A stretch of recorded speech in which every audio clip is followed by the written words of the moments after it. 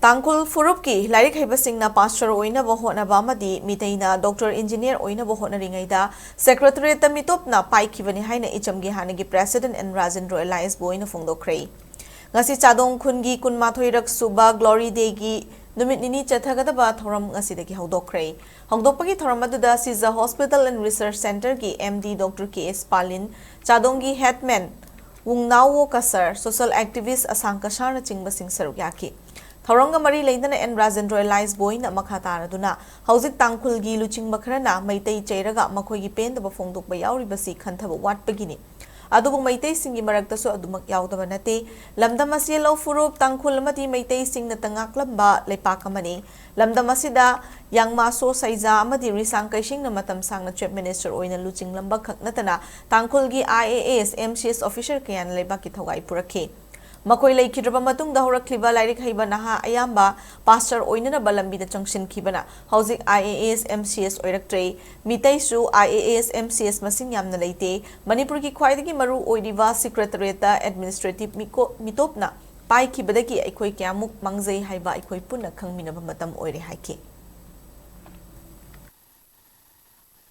Education le khara mangal la ka apabasin se koi gi line rom the first room la yam sa pugum me koi tangkul gi manak ge kra ui ko makoi gi MCS rom the sanhan daba medical line the sanhan daba IS rom the sanhan daba hai tar ko an sin sin ma di first warga gi ai imung ku bung me hai na shor gi ne hai ra smai som sa ki na mar mor nga si koi gi Secretariat hai tar Manipur gi mayon sida na koi gi koi ga tana ga thabak tor mudab asi masin sa handar ra ana simai chiri ge mo ko me te jo soi daba koi ba le ke bra ke Meetei gi soi ba le Meetei gi phai gi kari no ga ko society gi khalo daba case gi khalo daba ai gi imung gi khalu adu maro ne ko ji tor mi engineering gumba doctor gumba so me ne ko gi mai se wonjan gi bhai tar ko aduna ko gi secretary si na to to state gi la ga ai gi le ma aduna ires moi sine to ngo to ki gi han ga ki to thogan char si gi lunch gi de ko na kari ma ma khang ne da o ko ko gi maro ba yum do ko na khado ga thamu du maro mo ga si ko gi awa ba ta ne ha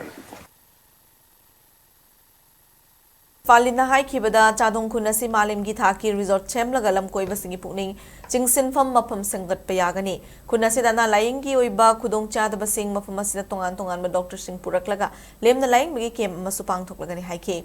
Amaromda Asankasar na Hai Kibada, Chadong Kungi Kunjapum the Magpuna Unaraga, Makal Kayagi, Masana Singda Atoyhen Changdam Naba, Tongan Tongan Behiramda, Kananay Navagitoramni. Ngalingai matamdagi October thadagi hauduna Glory Day asi pangthoklai sel tungi fibam fatabana kunasi kimthong kuding dangamba sel khainaraga Glory Day pangthokna bohonai Glory Day asi naha sing ahalaman khaktana sana khonaba nungai be event kya pangthoknai maroina sana khona bagi thoram oina pangthokliba sisu naha sing nisagi pakta lupkhidana batinjang kaijang dana ha ma oirakna bohona bani haike Ako'y natawiyaba ay khali wagas warisu sanay ako'y noma ako'y health camp laksage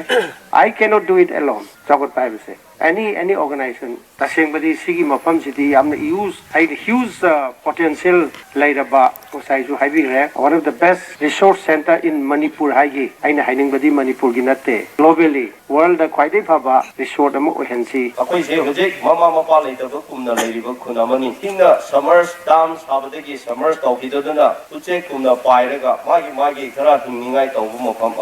onaba kanda akoi fatana mapung phaba village tu oidaribani adugi tamakta akoi mayam senka chakamina si haidana akoi kana honari masida akoi doctor nasu adu da saruk yabibo oina sumaina si Batam Kaidor Lapase, I forget the Mata Yam the Harawa, the Yam the historic moment, where they had to say, I am the Kangan in the name.